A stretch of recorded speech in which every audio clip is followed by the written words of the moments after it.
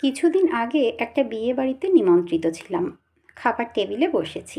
আমার মুখোমুখি বসেছেন এক ভদ্রমহিলা, সঙ্গে ওনার ফুটফুটে একটি মেয়ে। বয়স কত হবে, ওই 6 কি 7। দেখতেও বেশ মিষ্টি। মেনু কার্ডটা টেবিলের ওপর রেখে ওই ফুটফুটে বাচ্চাটি আপন মনে পড়ে চলেছে। পোলাও আছে দেখে বাচ্চাটি খুব খুশি। পোলাও খেতে যে খুব ভালোবাসে সেটা বারবার তার মাকে বলে যাচ্ছে। হঠাৎ আমার নজর পড়ল মেয়েটির হাতের দিকে। হাতের কবজি থেকে আঙুল পর্যন্ত ওই অংশটুকু দুটো হাতেই নেই। দেখে কেমন যেন মনটা খারাপ হয়ে গেল। ওইটুকু একটা ফুটফুটে সুন্দর মেয়ে, অথচ তবে শারীরিক প্রতিবন্ধকতা যে ওকে কাবু করতে পারেনি সেটা ফুটফুটে মেয়েটির কথাবার্তা শুনেই বুঝে গেলাম। আর 5টা বাচ্চার মতোই একদম স্বাভাবিক। যাই হোক, খাওয়া দাওয়া চলছে। মেয়েটির মা মেয়েটিকে খাইয়ে দিচ্ছে এবং নিজেও খাচ্ছে। আর ফুটফুটে মেয়েটি বেশ আনন্দ সহকারে খেয়ে চলেছে। নানান কথাবার্তায় ততক্ষণে সবার নজর কেড়েছে ওই ফুটফুটে মেয়েটি। হঠাৎ পাশের টেবিল থেকে একজন মহিলা বলে উঠলেন, আপনার মেয়ে কি জন্ম থেকেই বিকলাঙ্গ? হ্যাঁ, জন্ম থেকেই। কথাটা বলে সেভাবে আর পাত্তা দিলেন না বাচ্চাটির মা। অপরদিকে ওই ভদ্রমহিলা উসখুস করছিলেন আরও কিছু বলার জন্য। সেভাবে সুযোগটা হচ্ছিল না। ফুটফুটে মেয়েটির পাকা পাকা কথায় আশেপাশের সকলেই বেশ আনন্দ উপভোগ করছে। খাওয়া দাওয়া তখন শেষের পথে। শেষ পাতে আইসক্রিম আসতেই ফুটফুটে মেয়েটি বলে উঠল, আমার কিন্তু দুটো চাই। ক্যাটারিংয়ের ছেলেটিও হেসে বলল, এমন লক্ষ্মী মেয়েকে দুটো আইসক্রিম না দিয়ে পারি?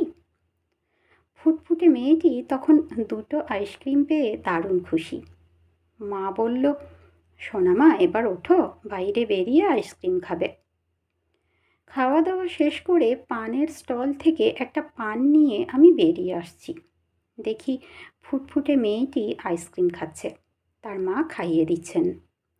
ইতিমধ্যে ওই ভদ্রমহিলা যিনি বিকলাঙ্গ বলে সম্বোধন করেছিলেন, উনি তখন ওই বাচ্চাটির সামনে গিয়ে দাঁড়িয়ে ফুটফুটে মেয়েটির মায়ের দিকে তাকিয়ে বললেন, ইস, আপনার কত কষ্ট তাই না, প্রতিবন্ধী বাচ্চাকে নিয়ে সারাটা জীবন। পুরো কথাটা শেষ করতে না দিয়েই মেয়েটির মা বলে উঠল, আমার তো কোনো কষ্ট নেই, আমি তো মা।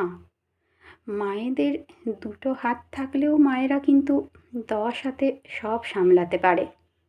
আমি বরং বেশ খুশি আমার মেয়ের হাত না থাকতে পারে।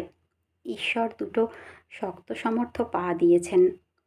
সুস্থ মানুষের দুটো হাত আর দুটো পা থেকেও যা না পারে, আমার মেয়ে বোধহয় তার থেকে বেশি পারে।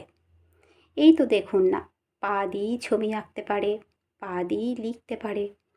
আশা করি আরও অনেক কিছু পারবে ভবিষ্যতে। সবে তো 6 বছর বয়স হলো ওর। মেয়েরা পারে না এমন কিছু আছে? মেয়েরা যে মায়ের রূপ।